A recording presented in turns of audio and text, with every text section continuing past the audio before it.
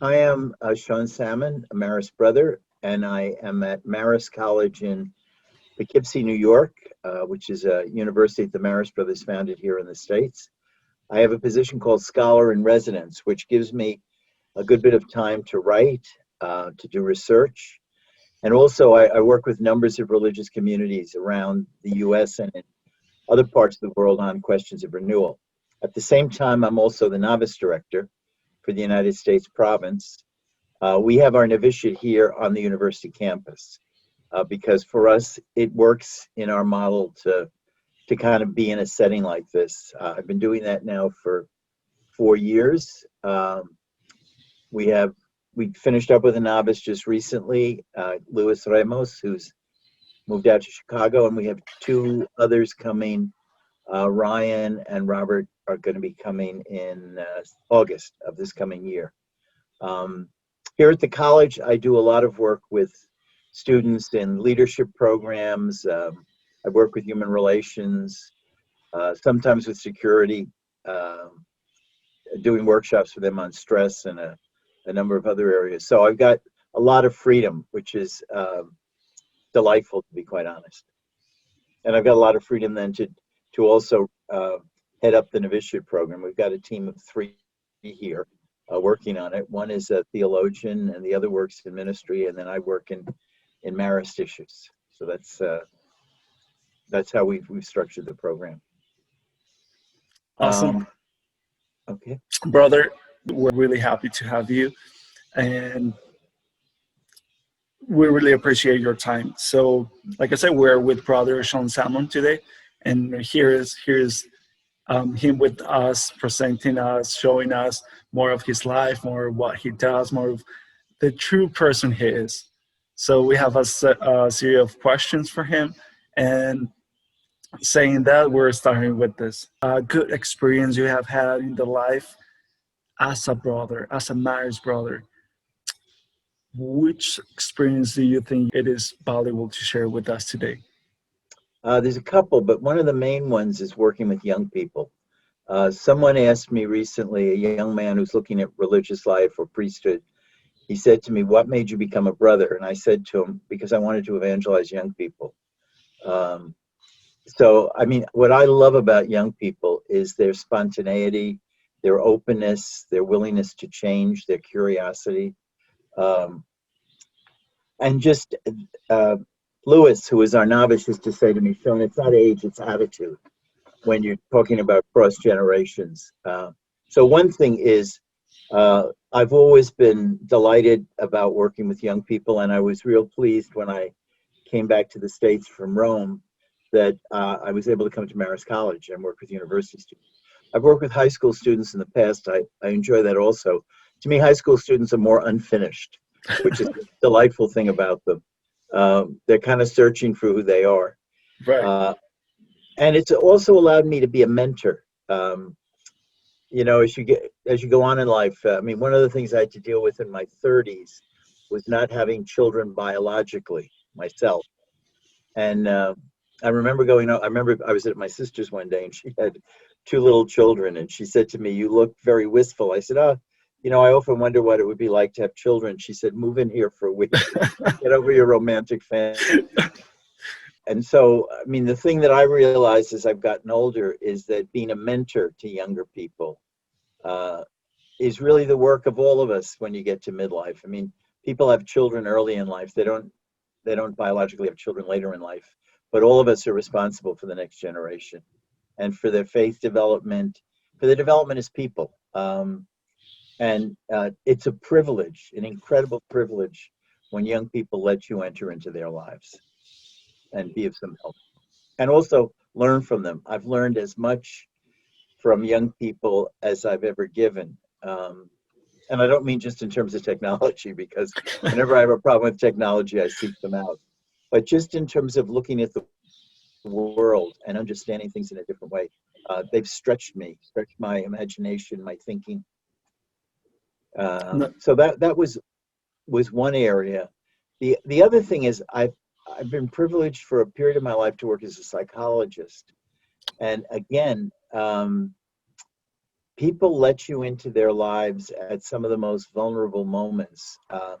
And your job is not to find answers for them. It's really to listen carefully, to become a fellow traveler, and to help them see that the answers lie within them. So it's really to help facilitate their growth. I worked in psychology probably for about 15 years or so. Then when I was elected provincial, I will say, of one of the provinces at that time in the United States, one of the brothers said to me, he said, "You and your psychological theories, now you'll see whether any of them are practically applicable." Was his comment. Right. Well, brother, thanks for sharing those experiences with us, those situations that have brought life and happiness to your life. Brother Sean, can you please also share a tough situation you have faced over your life as a brother or as your personal life, please? Yeah, several come to mind. One very painful situation was in my early 30s when I had to ask the question, why am I remaining a brother? Um, should I stay a brother or should I leave? And that was spurred by the numbers of brothers who were leaving at that time in my province. It was a very tumultuous time here in the U.S. in religious life, and that's always true after a council. Um, but I was just about to turn 30. I discovered later that this is a very common experience for people in their late 20s, early 30s. People like who've made commitments in their life are saying, gee, did I choose too early? And people who haven't made commitments are wondering, am I becoming aimless? Do I really need to settle down and move in a particular direction? I was so blessed. I had terrific mentors during that period. I had a provincial, Roy Mooney, who became a dear friend. I remember when I was struggling with whether I should make final vows. And he said to me, what's the issue? I said, I want to be sure. I'll never forget, he said to me, Sean, to make final vows is like going to the edge of a cliff, jumping off and believing you can fly. He said, you've got to have trust. You can't control those things. And it opened up like a whole understanding that, that the world is, you have to leave it in God's hands. I mean, someone said that to me later, that finding a vocation is leaving your future in God's hands. And it'll come to you. And I found I came through that crisis with renewed energy. And I often do workshops now on life transitions. And I use those examples. And I'm amazed how many people talk about going through difficult periods of questioning, wondering about their life. I've talked to married people who say at midlife, they say, should I be in this marriage or whatever? And those are normal and necessary parts of what it means to be an adult and what it means to be a spiritual person. I've also had some health crises in life. I had a brain tumor when I was in my early mid 40s, and lest you think it was completely dire, the day I got the diagnosis from the doctor, I was living in a community in Pelham, New York, and I remember it was a snowy January day, and I said I knew when I saw the doctor just by the expression on her face that the news was not good. So she said, sit down, I will tell you what we found, and then I will tell you what you must do. She said, you have a brain tumor, significant size, you cannot avoid neurosurgery. She gave me the name of a surgeon and a couple of other things. So she sent me on my way. I come home, and there were a couple of brothers in the community there, and John, my friend, was there. And one of the brothers said, what's the verdict? I said, I have a brain tumor. And I remember with that, John got up, came over, put his arms around me, then went to the liquor cabinet, took out 2 glasses and poured 2 glasses of whiskey, handed me one, took the other himself, and he said, let's start killing brain cells right now. Put it all into perspective. I burst out laughing. But friends and family and the brothers got me through crises like that. So that, because to be honest, when you have something like a brain tumor, people look at you as though you're some character in a museum, like you're going to fall apart or whatever. And yet I've known numbers of people who've come through that sort of thing and come through illnesses and challenges much worse. But it was tricky along the way. And so I don't have any concern about dying, to be quite honest. When people get, you know, how would I put it, bent out of shape about it, that's not my experience. I feel like a sense of tranquility about it. And I think some of it comes from having been ill at various times in your life, and you don't know where the future is. My sister's had cancer 5 times, Wow. and she said she lives in the present moment. She taught me that lesson. She said to me, I can't do anything about yesterday. I don't know if I have tomorrow. I'm living today. And to me, it's a wonderful way to live your life. So I don't worry about the future. And I don't get obsessed about the past because I can't do anything about it. Because I lived with warriors, you know, brothers who worry. And I say to them, what changes because you worry, except that you drive me crazy, is what I say to them. Uh, because, again, you've got to trust in God and that it's going to work out. And things do. Sometimes they don't, but you find an alternate plan. Definitely. And brother, thanks for sharing your sister's quote with us, and also for sharing the fragility of the life, for sharing that we have troubles, we have tough situations, and hearing that from you seems like we are real people. And thanks Yep. for doing that. Following to the next part of the interview, we want to ask you. You served as a superior general for the Yep. For the Maris Institute. So, how did that experience um, mold, shape your vocation as a brother? Okay. It convinced me more and more that this is where I needed to be with my life.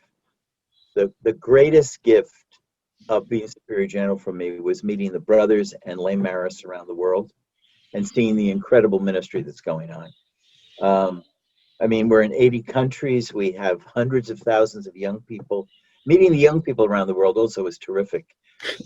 Along with the lay Maris and the brothers and these places has been a delight and convinced me more and more about my vocation. I said I'm not exactly a linguist. Most people would know that. I have enough French to communicate. When I speak Spanish, Michael Flanagan, who's one of the brothers here, who is a linguist, will say to me, Sean, I think you've invented a new language. So I get by. But when I was in Uruguay visiting, I was in a classroom, and one of the things that really bonded me with the students was them helping me with my Spanish. You know, I was stumbling over things, and it was just great that these young people were so accommodating and helping me correct me, whatever. Um, but seeing the work that goes on from every place like Aleppo in Syria with the Blue Maris, where Mm. essentially the brothers in Les Maris are bringing food, medicine, the basics of life to people, along with trying to maintain some order for young people by keeping the school functioning, to the creches we have in South Africa, which the brothers there build. These are infant programs. Mothers can drop their infant or young child off in the morning and go into Johannesburg or whatever and feel a sense of security that they'll be well taken care of. To the schools we have, the primary, the secondary, even the preschool programs. I remember being in Spain once and we were dedicating a building and the children coming to it started at 18 months because it was funny. I had to lay the cornerstone. Louis Abrado, who was a vicar with me, who was Uh-huh. an incredible man and wonderful brother.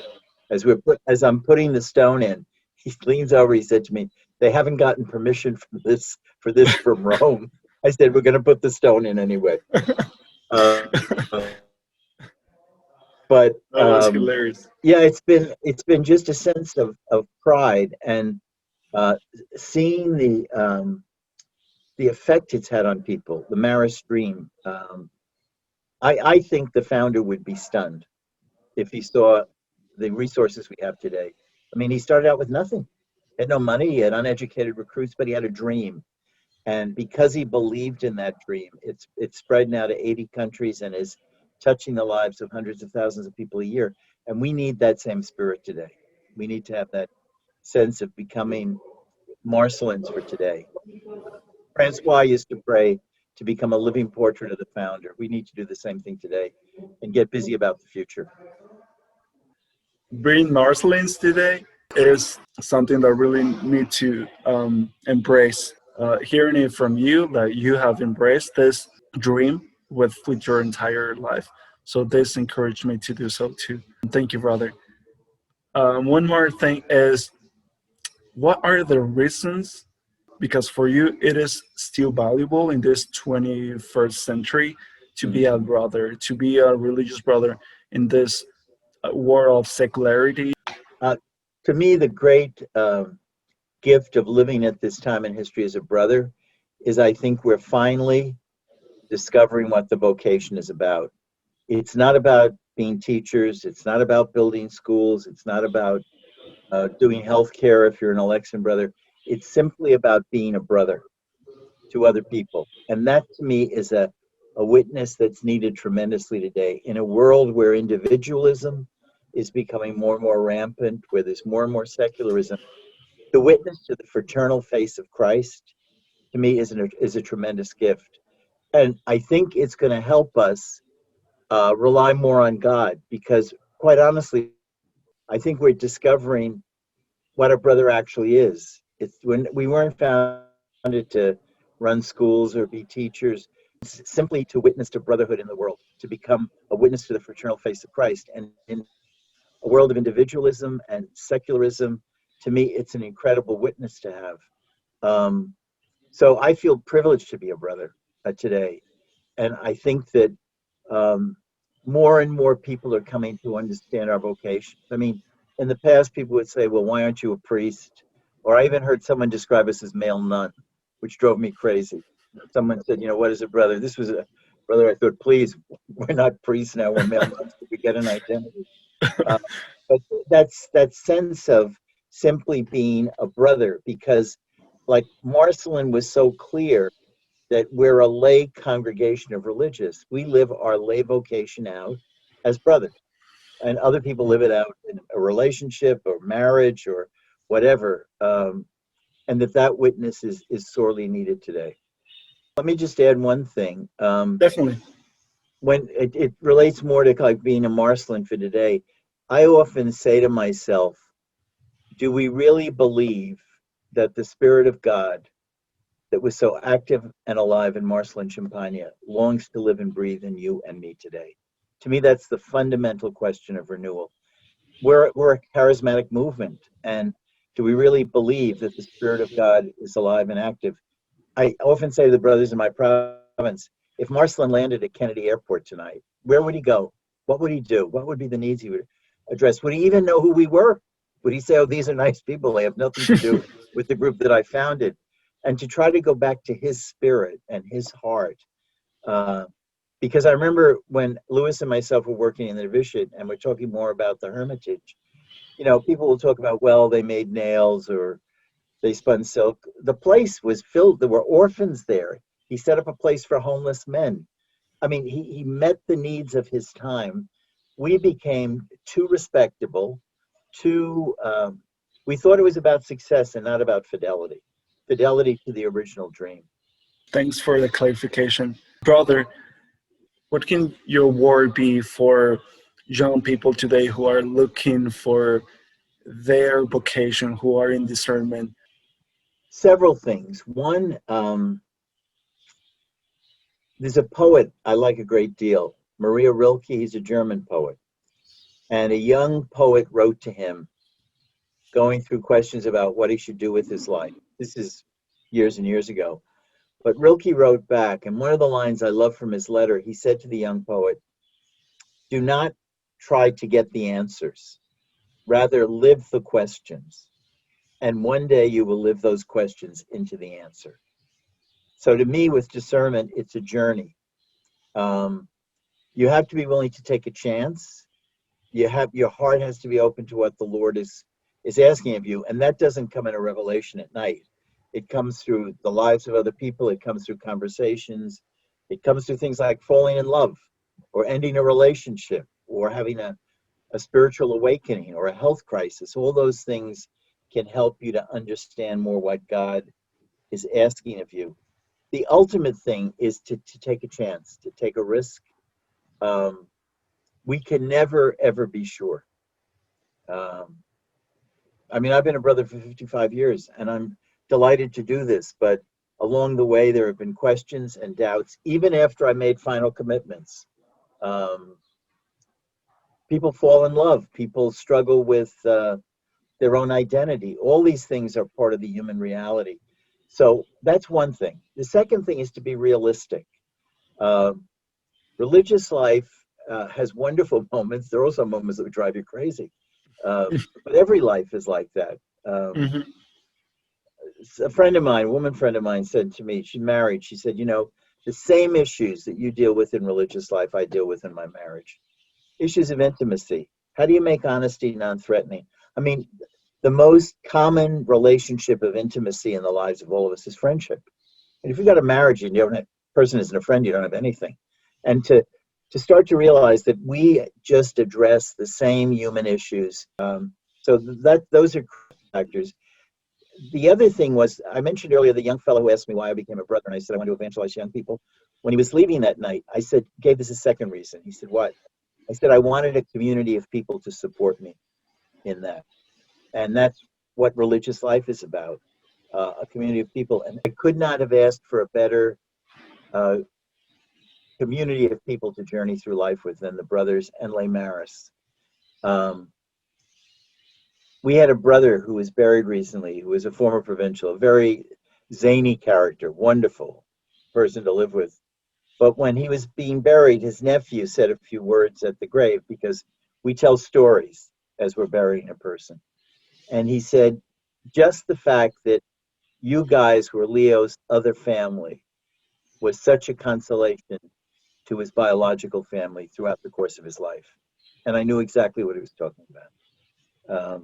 Like when my family meets different brothers, my niece said to me once, you and your brothers are the most unusual people I know. She said, you're not interested in power, possessions, privilege. You're just interested in helping young people.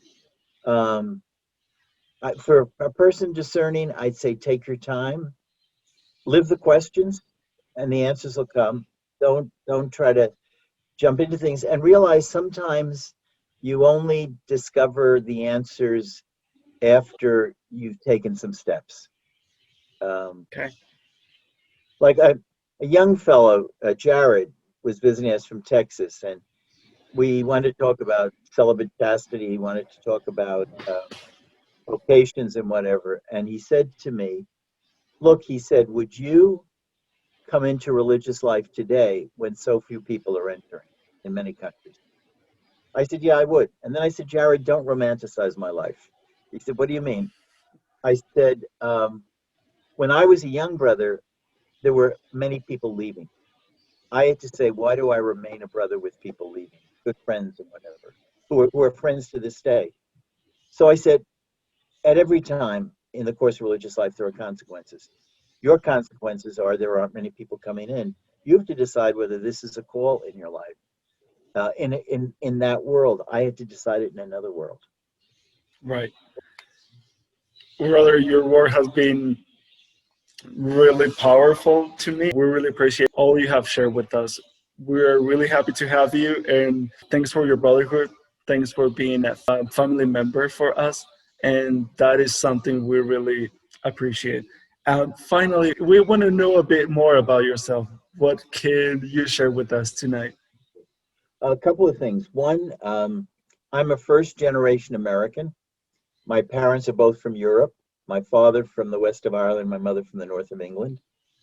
And I grew up in what's called a bicultural household, in that we had very European values at home and very American values outside the home. Because I remember one day when my sister and my brother and myself were driving my mother crazy, she said to us, I don't know where we went wrong with you children. You act so much like Americans. Which caused my sister to say, where in God's name do you think we are? So that's had a great influence on me over the course of life. I grew up in a neighborhood that was very mixed religiously and very mixed racially. So I had Jewish friends growing up. I had persons of color as friends growing up. So when I encountered prejudice, I just couldn't understand it, because the people who were prejudiced didn't know anybody like I knew, the friends I had. I also have some hobbies today that I like. I do woodworking. I refinish furniture. They throw me out of the house when I go and do that. They put me in the yard because of the fumes of all the stuff I'm using. For the noise you Secondly, do. yes, I'm also a gardener. I love to garden, and I'm an amateur photographer. So I actually, I have a couple of pictures I took recently of some hibiscus that I grew this summer, and Mhm. someone said to me, "Where did you get these pictures?" I said, "I took them. I figured I'd be proudful." I said, "I also grew the flowers." But no, I find that relaxing. But the woodworking, I find very relaxing. In years past, I made jewelry. Wow. Yeah, because the reason I stopped, I did it as something that would be like a relaxing thing, and I just gave the stuff away.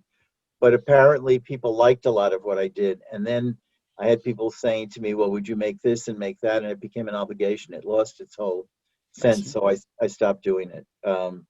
One of the things I do with woodworking, I get actually the raw wood statues from a carver in Mexico, because Ernesto used to get them to me of Our Good Mother, Hmm. and I refinish those Wow. and I've given them as gifts to people.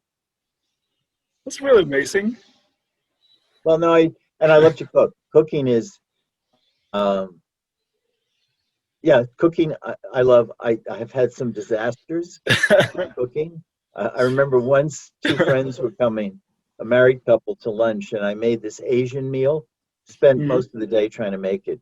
I served it, and Peggy, who was uh, one of the part of the couple, she said to me after the first bite, "How long did it take you to make this?" I said, "Pretty much the whole day."